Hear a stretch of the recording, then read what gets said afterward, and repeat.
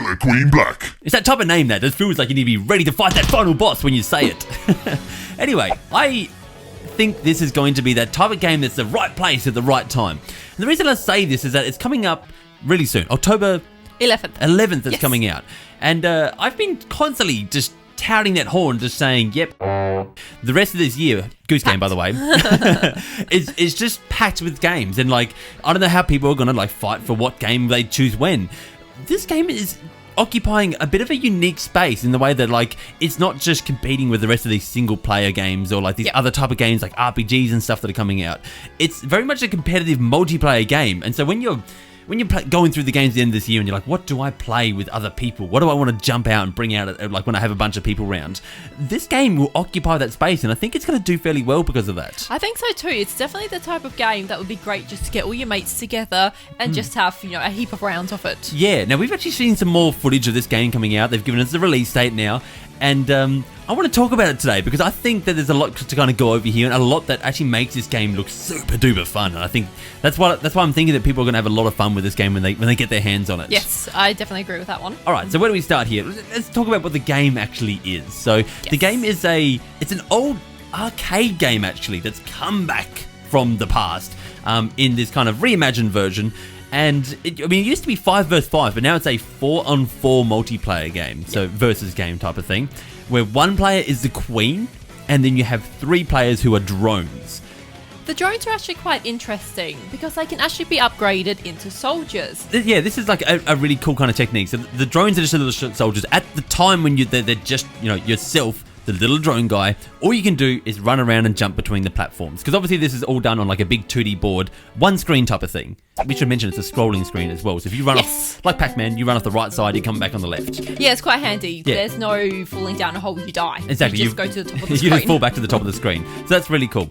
But yeah, so you're this little drone, you're just jumping around the map, there's not much more you can do. And these there's little berry spots where they have a few berries laying there. And if you go pick one of them up, you have a few different things that you can do with it. Yes. And we're going to get into the win conditions in a second because these are actually part of that win condition. Yeah. But like you said, one of the things you can do with it is put it inside a pod with yourself. Yeah, that's right. So when you go into this pod, you actually turn into a soldier. And depending on what type of pod you get is what different upgrades you get. So the pods seem to have like 2 different sorts of upgrades, and there's like a total of 5 they can be between. So when you jump into one, it's just like, do you want to be the sword soldier, or do you want to be the gun soldier, or do you want to have the, you might find another one that has like a shield and like, what was the bomby knocker thing you swing around called? Bomby knocker. Let's just go with that. So like, yeah, and you had these different kind of upgrade paths. Of course, everything you do in this game is a bit of like, it's a very big decision you need to be weighing around your head. And that becomes because of the win conditions. Yes. So the win conditions is a few different things here. So as we mentioned, there's a queen and the 3 soldiers. The queen is your elite unit. So there's one queen in the other team. And if this queen happens to die 3 times, either by getting killed by the other queen or by the soldiers, then that's the other team wins. That's it. That's it. Yep. There's only 3 deaths. The 3 deaths, game over for that team. But that isn't the only way to win. No, it's not. Also, I should mention the queen actually attacks by just dashing. So they have like a sword or something like that themselves. Yep. And if they dash, they can dash in any direction to attack. So they, again, like you explained it like a chess match here, Nat. Yeah, you know what I mean? Kind of where your similar to queen that. is your elite unit that can do more stuff. Yeah. Yeah.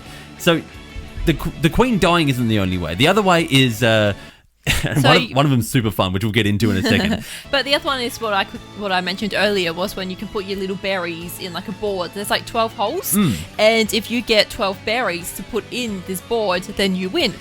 Now, this was interesting because you can either just walk up, put them in, which takes a little bit of time because your drone actually jumps in, he puts it in, and then he crawls out. Exactly. Otherwise, you can also throw the berries. But throwing the berries, there's a chance that the berry will miss the hole and just kind of roll away. So it's this risk-reward type of thing. Yeah. Like, you got to be good at throwing to know you're going to hit the hole, and you might not hit it. And so, like, do I do that? Do I risk it? Or do I, like, just take the safe approach where I'm going to just crawl into the hole and get in there? Exactly. Or it could even be, like, the queen's in your way, blocking your base, so you just throw it over the top of the queen in hopes that it gets to that hole, to get this, what's called an economic victory. Yes. So that's your economic, is collecting the 12 berries into the holes of your board. And depending on the map too, which the different maps are really interesting because it just changes the layout and changes the dynamic of everything. You might have different boards in different locations. Yep. And then obviously the queen, which we mentioned before, was the military victory. Yes. Now Now there's one more. what makes this really, really strange, Dad. I love this. This is where it gets really like up Eric's alley for me. Like I love this part.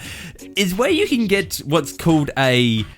What type of victory was it called? It's a snail victory. It was actually called the snail victory. Snail victory. Okay, so there is a snail in this game. It's on different maps and it's in different places. And basically it starts in the middle of the map on like vertical wise, horizontal wise. Yes, horizontal. And each team could ride the snail and try get it to the other side. And if the snail got to the other side, like so the drones could ride these. Yeah, if it gets to your goal. Yeah, if it gets to your goal, then you win. Yes. The snail victory.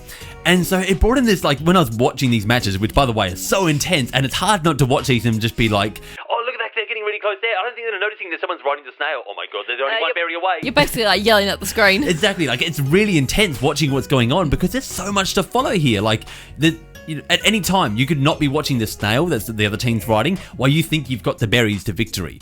Or you could, like, your whole team could be focusing on defending the snail man to try get him all the way over to the other side.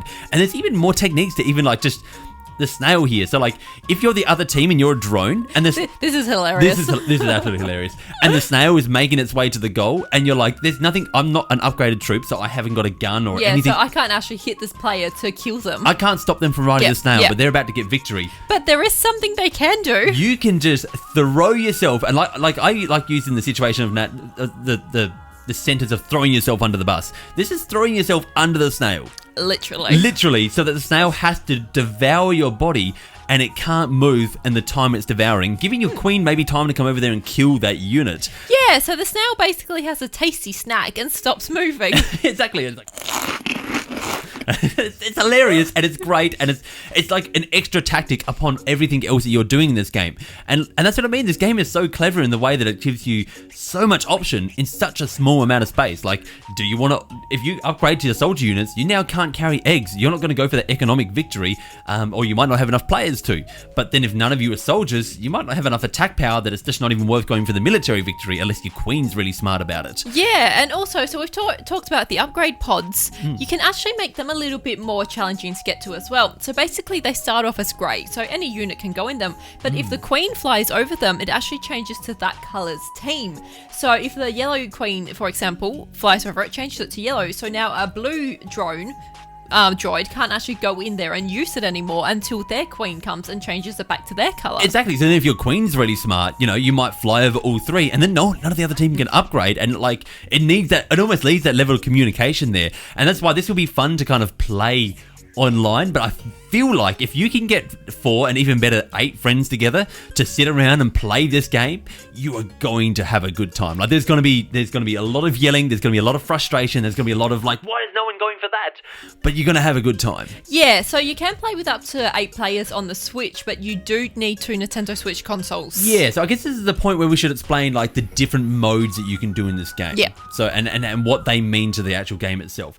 So the first mode here is the unranked mode. So this is just your online mode. You can jump in there by yourself. You can jump in there with some friends, up to 4 friends on the same console, and just play some online in just an unranked mode. Yeah. Just friendly, fun, do whatever you want. Exactly. Okay, easy enough. The next mode is the ranked mode. Now this is a little bit more, if you want to compete, you want to do better, you can go in there by yourself as one person and get your rank up that way, or you can make a team of 4 and do the team rank and kind of rank yourself up that way as well. I think this will be a very interesting game to watch when you get those pro players out there.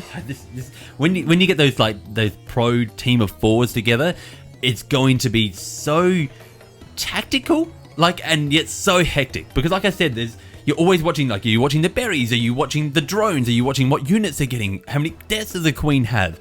Who's riding that snail? You know what I mean? Like there's always these different things going on and so much going on that's so hectic, and it's a real team play. Yep. Yeah. And then the last mode here that we got is the custom one. And so this is if you don't want to play online and you just want to play with some other people, you can set this up to play with bots. So you could just play by yourself with bots, or play with a team with bots, which is really nice to have that mode where you don't have to be online versing other people. If you just want to play with some bots and mess around in this game and have some fun, then you can do that. Yeah, exactly. And one other thing to mention about these modes as well is there's actually crossplay. Yeah, that's actually really important. Actually, like you can just play with any console, which is coming to Steam. So obviously PC, Yep. Switch, Xbox. and Xbox. Yep. Not PS4, which is No, strange. there's no PS4. Maybe because of the crossplay thing. Who knows? Yeah, probably. Yeah, possibly, but like that's interesting. Yep. So yeah, all of them crossplay together, which is really good. The Switch version, if you have two local consoles together, they can partner up and you can have 4 per side type thing, and you can verse each other in that mode, which I think that'd be the best way to play. Just get a couple of switches together, Yep. get 8 people together, and then just have a romp doing that. Yeah, exactly. Now this is a game that definitely flew under my radar, but now that we've actually done a bit of like research and looked into it, I'm super excited for this. This looks like so much fun. Now, I don't think it was that long ago that I was literally just saying, I'm not sure how this game is shaping up. And I was very hesitant on it. And I didn't know what was going on. Like, the game looked cool, but like I wasn't sure about it. Yeah. Seeing all this latest footage, I'm pumped.